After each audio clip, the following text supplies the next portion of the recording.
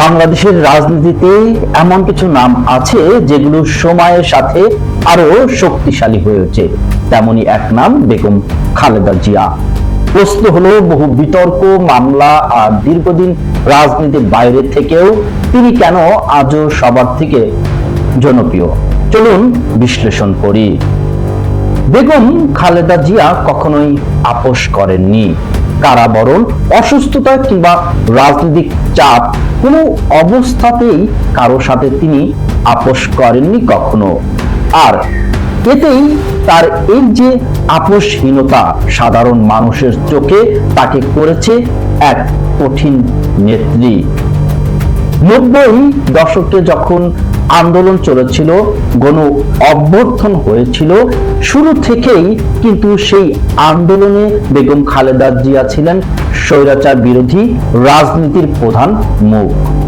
মানুষ মনে করে তিনি ক্ষমতার জন্য নয়, ভোটের অধিকারের জন্য লড়েছেন। শহীদ রাষ্ট্রপতি জিয়াউর রহমানের সহধর্মিণী হওয়া শুধু রাজনৈতিক পরিচয় নয়, এটা এক ধরনের আবেগের উত্তরাধিকারী। গ্রাম থেকে শহর, আজও অনেক মানুষ শহীদ জিয়ার আদর্শের সঙ্গে খালেদা জিয়ার আদর্শকে একাকার করে দেখেন। খালেদা জিয়ার ভাষা ছিল সহজ, আচরণ ছিল সাদামাটা। তিনি কখনোই অভিজাত শ্রেণীর নেত্রী হিসাবে উপস্থাপন করেননি নিজেকে। এই মানুষের কাছাকাছি থাকা মানসিকতায় তাকে জনপ্রিয় করে তুলেছে। দীর্ঘদিন কারাবরণ, চিকিৎসার অভাব, রাজনীতি থেকে দূরে রাখা, এসব বিষয় তাকে দুর্বল নয়, বরং প্রতিরোধের প্রতীক পরিণত করেছে। অনেকের চোখে তিনি এখন ক্ষমতার বাইরে থেকেও সবচেয়ে শক্তিশালী রাজনৈতিক চরিত্র।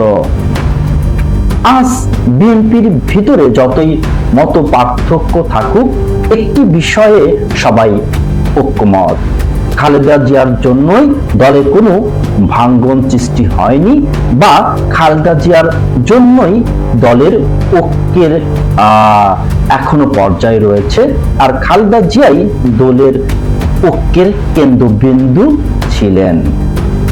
সব মিলিয়ে বলা যায়, বেগম খালেদা জিয়ার জনপ্রিয়তা কেবল রাজনৈতিক হিসাব নয়, এটি সংগ্রাম, ত্যাগ আর প্রতিরোধের গল্প। আর এই কারণেই তিনি সবার থেকে আলাদা, সবার থেকে জনপ্রিয়। দর্শক, কেমন লাগলো? থাকুন উইথ জিয়ার সাথেই। ধন্যবাদ।